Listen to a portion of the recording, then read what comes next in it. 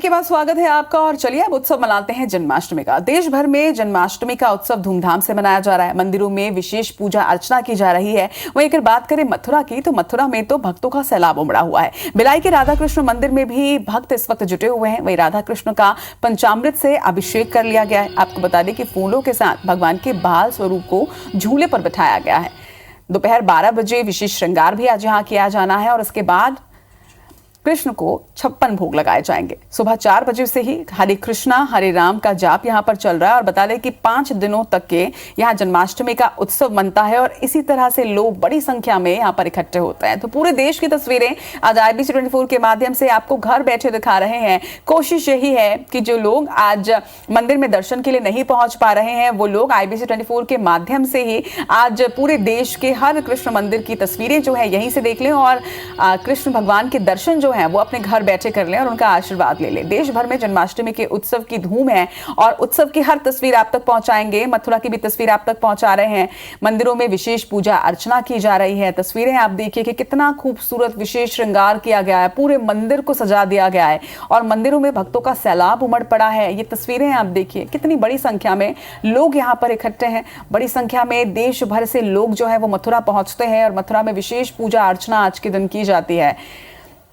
राधा कृष्ण मंदिर की विशेष सजावट आप देख रहे हैं। मंदिरों में विशेष पूजा अर्चना की जा रही है। मथुरा में तो भक्तों का सैलाब हर वर्ष उमड़ता है। वहीं भिलाई के राधा कृष्ण मंदिर में भी भक्तों का तांता लगा हुआ है। राधा कृष्ण का पंचामृत से अभिषेक किया गया, जिसके बाद फूलों के साथ भगवान के बाल स्वरूप को झूले पर बिठाया गया है। विशेष श्रृंगार किया गया है। दोपहर 12 बजे विशेष श्रृंगार किया जाना है, जिसके बाद 56 भोग लगेगा। लोगों को प्रसादी बांटी जाएगी।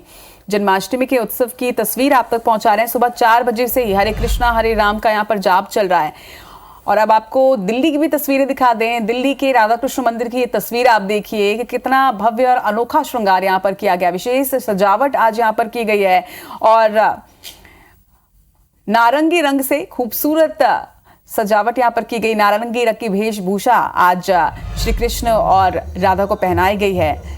और अब आपको तस्वीरें दिखाते हैं छत्तीसगढ़ की भिलाई की, जहां पर राधा कृष्ण मंदिर में बड़ी संख्या में भक्त जुटे हैं। राधा कृष्ण का विशेष श्रृंगार किया गया है और सुबह से ही यहाँ पर जो लोग हैं वो बड़ी संख्या में पहुंच रहे हैं। सुबह सुबह लोग अब राधा कृष्ण के मंदिर पहुंच रहे हैं। सुबह से यहाँ पर भजन किया जा रहा है, आरती की गई है और उसके बाद थोड़ी ही देर के बाद यहाँ पर 56 भोग लगाया जाएगा और विशेष पूजन अर्चन आज यहाँ पर किया जाना है। और मंदिर की तस्वीरें हमने आपको दिखाई और अब सीधे रुख भी कर लेते हैं भिलाई से हमारी सहयोगी कोमल का, जो कि इस वक्त मंदिर में ही मौजूद हैं। कोमल, सबसे पहले तो जन्माष्टमी की शुभकामनाएं। बड़ी प्यारी लग रही हैं आप और पीछे आपके मैं देख पा रही हूँ बड़ी संख्या में लोग वहां पर इकट्ठे हैं। कितना उत्साह और कितनी धूम है यहाँ पर जन्माष्टमी की आज? और यहाँ पर जन्माष्टमी की धूम 5 दिन पहले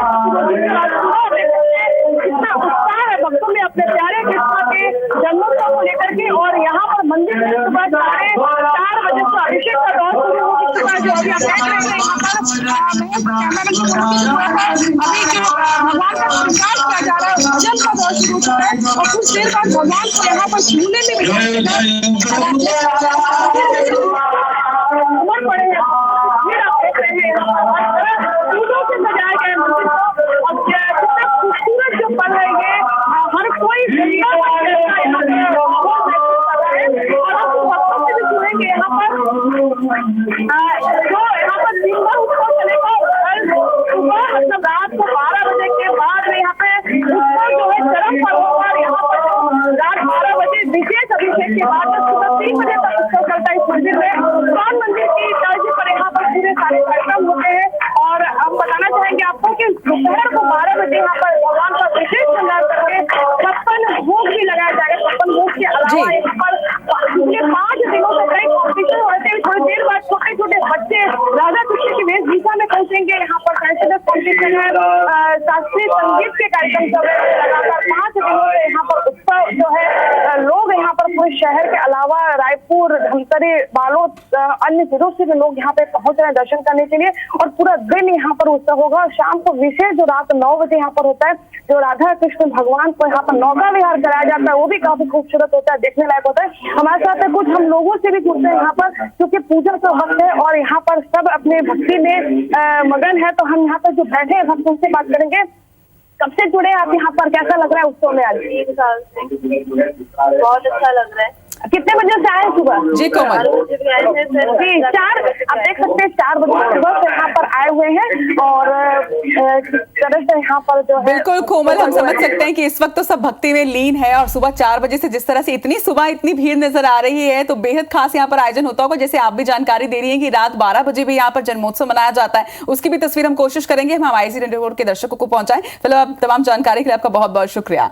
IBC 24 के तमाम दर्शकों को जन्माष्टमी की शुभकामनाएं तो हैं ही, लेकिन शुभकामनाओं के साथ अब जन्माष्टमी के उत्सव की तस्वीरें भी आप तक पहुंचाते हैं।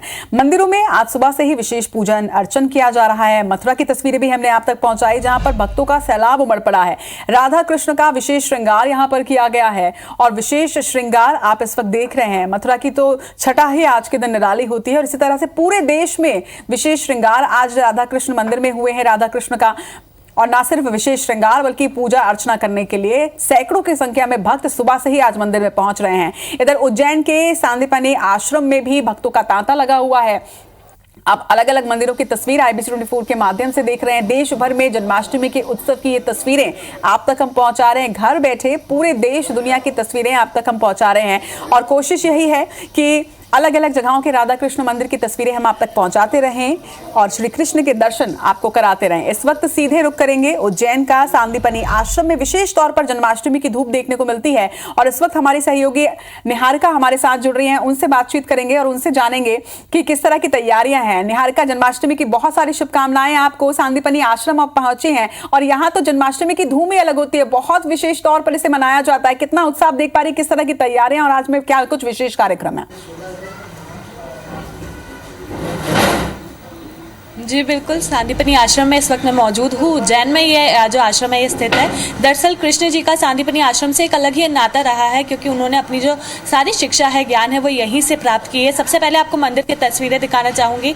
सीधे रुक करेंगे मंदिर की तस्वीरों का। आप देख सकते हैं बीचों बीच कृष्ण जी की मूर्ति स्थापित की गई है और उसी के साथ उनके जो भाई हैं बलराम जी हमें नजर आ रहे हैं और साथ ही में उनके जो दोस्त हैं वो सुदामा हमें नजर आ रहे हैं। आपको बता दूँ ये सिर्फ मंदिर ही नहीं है, ये उनकी पाठशाला है और देश में केवल एक ही मूर्ति है जहां पर कृष्ण जी को पढ़ते हुए दिखाया गया है। हर जगह कृष्ण जी आशीर्वाद देते हुए नजर आते हैं, लेकिन यहाँ पर वो पढ़ते हुए नजर आते हैं। उन्हीं के ठीक सामने हमें उनके जो गुरु हैं महर्षि सांदीपनि, उनकी भी जो मूर्ति है वो भी नजर आ रही है। वो उन्हें वहां बैठकर हमेशा से पढ़ाते हुए नजर आए हैं।